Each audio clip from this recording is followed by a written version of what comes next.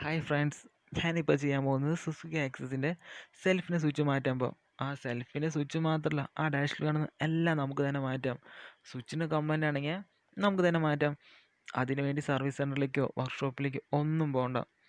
ഞാൻ വർക്ക്ഷോപ്പിലേക്ക് പോയപ്പോൾ അതിൻ്റെ ഫ്രണ്ടിലത്തെ കിറ്റ് വരണം, ഉച്ചവരെ സമയമെടുക്കും, എങ്ങനെയൊക്കെ പറഞ്ഞു. അതിൻ്റെ ഒരു ആവശ്യമില്ല.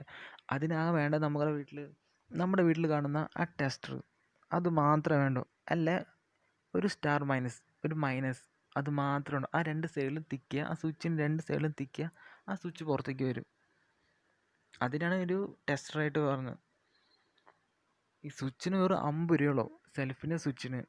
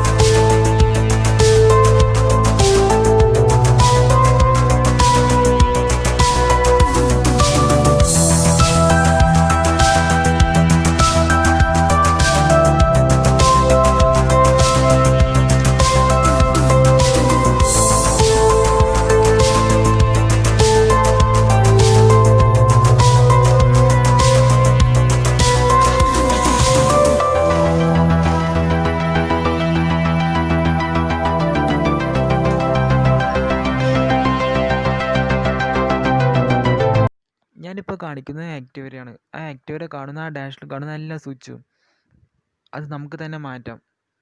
അതാണ് ഇപ്പോൾ പുറത്തേക്ക് ഇടുന്നത്. അതിനാകെ വേണ്ടത് ആ ടെസ്റ്റർ, അത് മാത്രമേ വേണ്ടൂ. ഞാനിപ്പോൾ എല്ലാം പുറത്തേക്കിട്ട് കാണിച്ചു തരാം.